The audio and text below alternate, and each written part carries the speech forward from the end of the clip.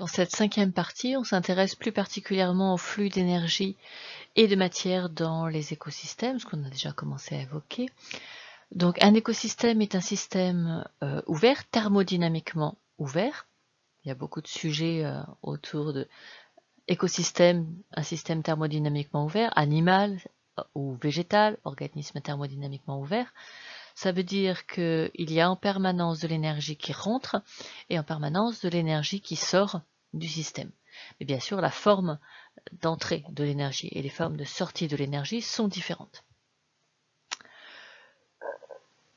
Donc quand on s'intéresse à la production primaire, l'énergie rentre sous forme lumineuse par bien sûr les photolithotrophes, mais aussi de l'énergie chimique dans le cas de nitrobactères. Donc on va se centrer principalement sur les organismes photolithotrophes. On prend ici une énergie lumineuse qui correspond au climat dans cette prairie. On décrète que ceci est 100%. Et il y a très peu de l'énergie incidente qui est réellement absorbée par les organismes parce qu'une partie est réfléchie. Plus la surface est claire et plus il y a de surface réfléchie. Donc ça, c'est ce qu'on appelle l'albédo. Si la surface est blanche, tout est réfléchi. Si la surface est noire, rien n'est réfléchi, tout est absorbé. Il y a des longueurs d'onde non utilisables par les plantes qui ne sont donc pas absorbées. Au passage dans l'atmosphère, il y a aussi une partie des longueurs d'onde qui sont absorbées. C'est pour ça que le ciel est bleu. Je vous laisserai poser la question à Monsieur Le Garnic de vous expliquer pourquoi le ciel est bleu. Et puis, dans ce qui arrive réellement à la surface des plantes avec les longueurs d'onde adéquates, il n'y en a que 20% qui est absorbé par les plantes. Donc prenons ce 20% de l'énergie incidente reçue, et pour pas faire des chiffres trop petits, on a transformé ce 20% en 100% de l'énergie incidente reçue réellement par les feuilles avec des longueurs d'onde adéquates. Si on subdivise ce 100% reçu, il y a à nouveau de la réflexion sur la surface des feuilles, elles ne sont pas complètement noires. Mais surtout, il y a une bonne partie de l'énergie qui va être perdue sous forme de respiration, mais aussi beaucoup sous forme de transpiration, puisque la transpiration est ce qui va évacuer la chaleur de la feuille. Donc une bonne partie de l'énergie lumineuse n'est en réalité pas utilisée par la photosynthèse, mais ça échauffe les pigments qui retransmettent ça sous forme de chaleur, et cette chaleur est évacuée grâce à la transpiration. Et on voit que sur 70 unités d'énergie lumineuse reçues, 69 repartent directement en fait de l'écosystème sous forme de chaleur, un peu de chaleur due à la respiration et beaucoup de chaleur emportée par la transpiration. Et finalement, il n'y a que 1% qui réellement est utilisé comme énergie chimique de réduction pour faire de la matière organique, mais c'est le 1% de cette valeur, donc c'est 1% des 20% qui étant entrés dans l'écosystème, sont réellement absorbés. Donc on voit que les rendements de la photosynthèse sont en réalité extrêmement faibles par rapport à l'énergie incidente qui rentre dans l'écosystème. Finalement, on a à la fin très peu qui arrivent réellement sous forme de biomasse. Alors tous les écosystèmes n'ont pas les valeurs qu'on a décrites ici, parce qu'en fait l'âge des organismes dans l'écosystème intervient. Donc si on prend une prairie qui vient d'être semée, c'est un écosystème très jeune, certains les appellent parfois juvénile. Et puis si au contraire on prend une prairie permanente d'altitude, on a un écosystème qui souvent a 10, 20 ou 30 ans. Et donc les organismes ne sont pas les mêmes. Les organismes qui sont jeunes dépensent beaucoup d'énergie sous forme de croissance, alors qu'au contraire, les organismes qui sont âgés dépensent beaucoup d'énergie simplement dans l'entretien de la biomasse, et donc la répartition de l'énergie est différente selon qu'elle contribue soit à la croissance, soit simplement à l'entretien. Mais de toute façon, cela reste de l'énergie de la biomasse. Donc c'est les fameux 1% des 20% qui ont réellement été assimilés. Donc regardons maintenant les conversions d'énergie que l'on a dans l'écosystème. Donc l'énergie dans l'écosystème, elle est rentrée sous forme de lumière grâce à tous les photolithotrophes. Ensuite, elles se stockent sous forme d'énergie chimique, donc sous forme de molécules réduites dans la biomasse. Et puis ensuite, par l'oxydation de toutes ces molécules, finalement, cette énergie se dissipe sous forme de chaleur. Donc on peut essayer de regarder quels sont les rendements de ces différentes conversions. Donc on peut regarder la quantité d'énergie lumineuse qui rentre dans l'écosystème, la quantité de biomasse que cela fait au premier niveau trophique, donc chez les producteurs primaires, ensuite la quantité de biomasse que ça fait au niveau des consommateurs primaires, et puis ensuite on peut regarder tout ce qui va être libéré, donc sous forme de pertes associées au catabolisme ou sous forme d'éléments qui ne sont pas assimilés. Donc on peut calculer les rendements chaque fois que l'on passe d'un niveau trophique à un autre. Donc si on regarde l'énergie qui rentre à l'intérieur de cet écosystème par rapport à la quantité de biomasse qui est produite, on retrouve bien sûr des rapports extrêmement faibles, tout ça est en kilojoules, hein, donc c'est pour ça que nous pouvons comparer l'énergie solaire à la biomasse parce qu'elle a été reconvertie. Et donc on s'aperçoit qu'il n'y a que 3% que l'on va réellement retrouver sous forme de biomasse, puisque tout le reste a été perdu sous forme de chaleur, essentiellement par la transpiration des plantes. Par contre, ici, le transfert en termes de biomasse animale a un bien meilleur rendement. Donc on a déjà expliqué pourquoi. On attend un rendement a priori extrêmement faible, mais on a des symbioses, d'où des valeurs élevées. Alors ici, je pense que ce sont des valeurs un petit peu romantiques, améliorées, quand bien même ce serait un veau en pleine croissance. Ces valeurs me paraissent extrêmement élevées, puisque dans d'autres documents, on trouve un maximum de 16%. On peut montrer la particularité des agrosystèmes et de l'effet de la sélection artificielle sur les agrosystèmes. Donc on ne va pas comparer ici un écosystème sauvage, hein, les aurochs sont disparus depuis bien longtemps, à un agrosystème, mais on va comparer deux agrosystèmes différents. Donc on va comparer un agrosystème où il n'y a pas eu de sélection très poussée sur des organismes. Donc on est sur une prairie semi-naturelle, c'est-à-dire que c'est une prairie ancienne dans laquelle on a laissé évoluer les espèces et donc on a beaucoup de dicotylédones par rapport au poacé. Et ce ne sont pas que des fabacées, il y a toute une diversité floristique. Et puis, on a pris des races de montagne, des races qui sont rustiques, pour lesquelles il n'y a pas de sélection extrêmement forte. Parce que justement, ce qui est intéressant chez ces bovins, c'est qu'avec même une alimentation relativement pauvre, ces bovins sont capables quand même de produire de la biomasse. Donc on est sur des prairies qui sont pauvres, mais des animaux qui sont quand même capables de les valoriser. Et contrairement peut-être à ce que vous croyez, les animaux qui sont beaucoup plus sélectionnés n'arriveraient pas à se développer sur ce genre de prairies pauvres qui ne les nourrit pas assez. Donc ici, on a gardé finalement des écosystèmes relativement rustiques, mais qui fonctionnent quand même dans ces prairies de montagne. Et puis à l'opposé, on peut prendre l'agriculture la plus intensive, où on va mettre que des variétés très avancées, donc on prend des variétés très sélectionnées d'ivraie, exclusivement d'ivraie, des fabacées très particulières, et puis on va prendre de la vache extrêmement sélectionnée, donc la charolaise pour de la viande, de la Primolstein pour du lait, et on va regarder par rapport entre ces deux écosystèmes si les rendements sont les mêmes. Donc ici, il faut tenir compte des différents devenirs de l'herbe. Donc, en termes de rendement, ce qui nous intéresse, bien sûr, c'est l'herbe ingérée par le bovin, mais les bovins n'ingèrent qu'une partie seulement de l'herbe de la prairie, puisqu'on a des insectes qui sont aussi des phytophages, et puis on a une partie qui n'est consommée par personne et qui va simplement disparaître par les décomposeurs. Donc, il faut regarder seulement la fraction qui est ingérée par les bovins. Et là, on voit qu'on a des comportements extrêmement différents de ces deux races de vaches. On a une vache ici qui prélève énormément de végétaux, alors que là, au contraire, on a une vache qui en prélève beaucoup moins, mais c'est dû au fait aussi qu'ici, on a une prairie pauvre, contrairement à celle-ci. Et pourquoi il y a beaucoup moins de biomasse? C'est parce qu'ici, on a pris des variétés très sélectionnés qui vont beaucoup se développer. D'ailleurs, souvent on met de l'engrais sur ce genre de prairie. On a un hyper-développement de l'ivraie et donc les vaches peuvent en consommer une grande quantité. Et puis ensuite, quand on regarde le transfert, le rendement, on n'a pas le même rendement sur des variétés peu sélectionnées ou au contraire sur des variétés qui ont fait l'objet d'une sélection particulièrement intensive.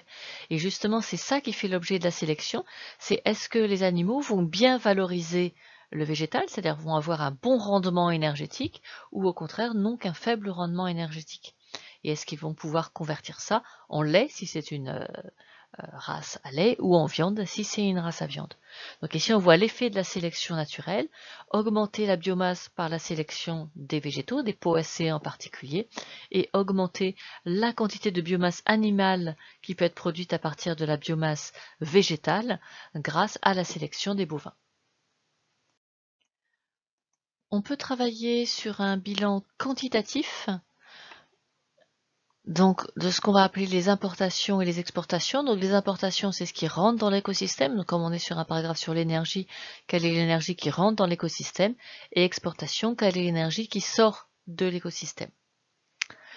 Donc comme on l'a fait pour la matière, ce bilan quantitatif peut nous amener à calculer un temps de résidence. Mais ici, comme on va le faire avec l'énergie, ce sera un temps de résidence de l'énergie. Et comme pour la matière, vous pouvez faire les deux calculs, soit un calcul qui concerne tout l'écosystème, soit un calcul qui concerne chaque niveau trophique. Si on fait un calcul pour tout l'écosystème, c'est pour savoir si c'est un écosystème très dynamique dans lequel les prédateurs ont une faible durée de vie, mangent très rapidement leur proie. Donc là, on va avoir un temps de résidence très très court dans ces écosystèmes. Et puis si on le fait par niveau trophique, c'est que l'on soupçonne que l'énergie stagne à un moment donné dans un niveau trophique particulier avec des organismes qui ont une espérance de vie plus élevée. Donc on va utiliser la même formule qu'en géologie. Le temps de résidence de la matière ou ici de l'énergie dans l'écosystème, c'est la quantité d'énergie qui est présente dans la biomasse, donc soit toute la biomasse de l'écosystème, vous calculez à ce moment-là le temps de résidence dans l'écosystème, soit la biomasse d'un niveau trophique si vous calculez le temps de résidence dans ce niveau trophique. Et on doit le diviser par la production qui a été faite pendant une certaine unité de temps. Donc vous ferez attention ici qu'il y a une erreur, c'est une valeur d'agronome, donc il mélange toujours les deux termes. Ici, il s'agit d'une production. Donc par exemple, prenons notre prairie tempérée, à comparer avec une forêt sous le même climat. Et on a un temps de résidence qui est extrêmement différent, donc un temps de résidence de 25 ans dans la forêt qui est dû au fait que certes la production est importante, mais il y a beaucoup de biomasse dans des organismes qui ont une très longue espérance de vie. Et au contraire, dans la prairie tempérée, il y a beaucoup d'annuels. Parmi les poacées, il y en a qui ont des rhizomes et qui vivent que quelques années. Et puis on a ensuite aussi les arbres et les arbustes des haies. Donc c'est pour ça qu'on a une espérance de vie supérieure à 1 an, mais qui n'est pas extrêmement élevée. On peut comparer ça à des écosystèmes beaucoup plus dynamiques. Donc par exemple, si on prend la pleine mer, dans la pleine mer, la biomasse est extrêmement faible, contrairement à ce que pensent les gens. La pleine mer, c'est un désert. Et on a un temps de transit, un temps de résidence de l'énergie qui est extrêmement court parce qu'on a toutes les chaînes alimentaires dans le plancton qui sont très dynamiques. L'espérance de vie des organismes du phytoplancton, du zooplancton est extrêmement court, d'où ici un temps de résidence qui est extrêmement bref. Alors pourquoi est-ce qu'on fait ces différents calculs de temps de résidence de l'énergie? C'est parce que la façon dont l'énergie se transfère dans l'écosystème, dont elle s'accumule à certains niveaux trophiques, c'est ce qui va décrire la structure, c'est-à-dire comment sont structurés ces réseaux trophiques, comment ils fonctionnent. Et donc finalement, ça va nous décrire le fonctionnement global de l'écosystème, puisque le fonctionnement de ces réseaux trophiques, c'est comment l'énergie et la matière traversent l'écosystème. Donc on a déjà vu ça pour 3 écosystèmes sauvages. Maintenant, on peut comparer ça aux agrosystèmes. Et dans ces agrosystèmes, le temps de résidence est généralement extrêmement court parce qu'à part les agrosystèmes de verger, la plupart du temps, on cultive des annuels pour pouvoir faire une récolte. Et donc là, on va avoir un temps de résidence qui est extrêmement rapide. Et ce que l'on avait vu en TP, c'est que quand on regarde la production primaire nette, la biomasse et la productivité, ce qui est caractéristique d'un agrosystème, c'est que finalement, si vous regardez la quantité de biomasse qu'il y a dans un agrosystème, c'est un agrosystème extrêmement pauvre. Il n'y a de plus pauvre que les déserts et les zones polaires. Par contre, si on regarde en termes de production primaire nette, c'est quand même pas négligeable pour le peu de biomasse qu'il y a, d'où une productivité qui est plus forte que des productivités d'écosystèmes sauvages. Et donc là, on retrouve ce qu'on a déjà décrit, c'est l'effet de la sélection naturelle. On prend des écosystèmes où il y a peu de biomasse, mais on a des organismes qui grandissent beaucoup, qui assimilent beaucoup d'énergie à partir des niveaux trophiques inférieurs ou qui assimilent très bien l'énergie lumineuse. Donc dans un agrosystème, ce qui est beaucoup plus marqué que dans un écosystème sauvage, c'est l'intensité des flux entrants et sortants. Il y a beaucoup plus d'entrées, beaucoup plus de sorties dans un agrosystème que dans un écosystème sauvage. Donc en particulier, les sorties sont massives puisqu'il y a une exportation, c'est ce que l'être humain va appeler la récolte, donc récolte végétale ou récolte animale sous forme de viande ou sous forme de lait. Et donc là, on a une sortie beaucoup plus importante puisque dans un écosystème sauvage, le végétal ou l'animal reste dans l'écosystème, même si éventuellement il meurt et il est dégradé par des décomposeurs, alors que là, nécessairement, c'est une biomasse qui est perdue. Donc ce qui caractérise un agrosystème, c'est une forte exportation parce qu'il y a la notion de récolte. Et donc avec cette récolte part de la matière, du carbone, de l'azote, des ions, etc. D'où la nécessité qu'il y ait beaucoup d'énergie qui rentre dans cet écosystème en compensation de toute l'énergie qui en est sortie. Donc on ramène de la matière et comme je vous l'ai dit, la matière azotée demande beaucoup d'énergie. Donc en fait on ramène de l'énergie sous forme de nitrate. On amène aussi beaucoup d'énergie sous forme de produits phytosanitaires parce que les industries phytopharmaceutiques consomment beaucoup d'énergie. Et même le fait d'amener du sable, de la chaux, etc., toutes sortes d'éléments pour améliorer la structure du sol, eh bien rien que pour les amener, mais il faut un tracteur et ça aussi, ça consomme de l'énergie fossile. On ne laisse pas non plus les organismes se multiplier spontanément, on ramène des semences, et en fait ces semences sont produites à des endroits très particuliers en France, donc le Maine-et-Loire bien sûr, mais aussi la Limagne, donc il y a tout un transport, ce sont des entreprises particulières, donc qui consomment de l'énergie pour faire les récoltes, pour faire la calibration, on prend que des semences particulières, on les trie, etc., pour s'assurer qu'il y aura 80% de germination. Donc tout ça consomme beaucoup d'énergie.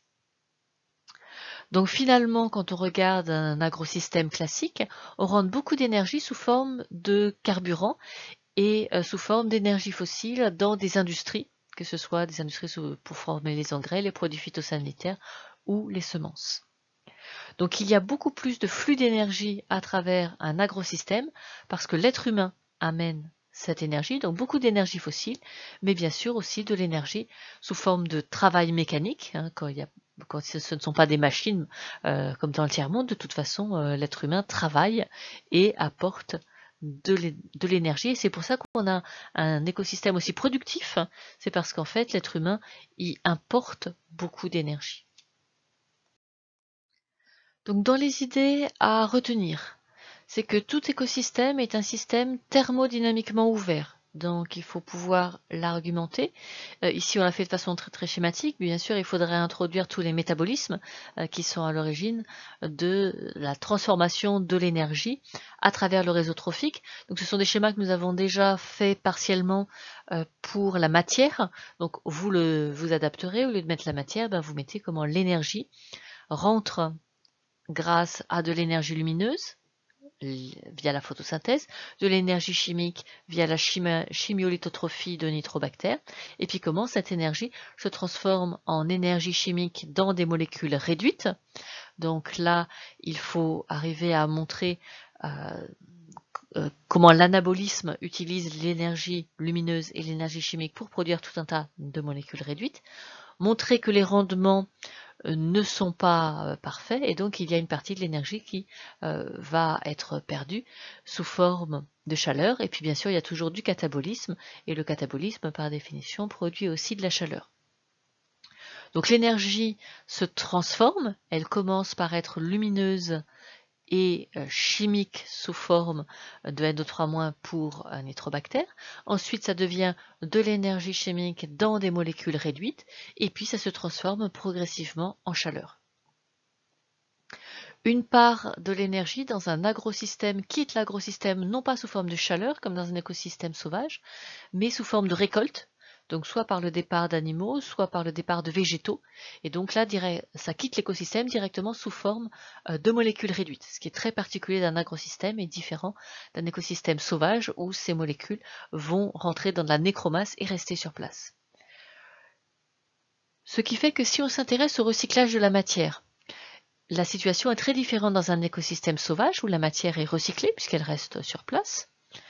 L'énergie est entièrement transformée sous forme de chaleur, alors que, au contraire, dans un agrosystème, comme le recyclage de la matière est partiel, l'énergie est exportée sous forme de molécules réduites. On peut décrire plus précisément comment fonctionne un écosystème en décrivant la façon dont l'énergie traverse l'écosystème. Est-ce qu'elle reste longtemps dans certains niveaux trophiques, ce qui ralentit sa traversée à travers l'écosystème? Est-ce que globalement elle traverse rapidement cet écosystème ou pas? Donc on mesure comme ça le temps de résidence, et le temps de résidence décrit la façon de fonctionner des niveaux trophiques, non pas seulement sous l'angle de quel est leur métabolisme, mais quelle est leur espérance de vie. Et donc, finalement, à quel rythme est-ce que un niveau trophique prélève à partir du niveau trophique précédent? Et donc, ça nous donne une vision aussi dans le temps, et pas seulement une vision en quantité de matière ou d'énergie qui traverse les différents écosystèmes. Donc, pour terminer, dans la prochaine vidéo, nous allons faire ensemble un schéma.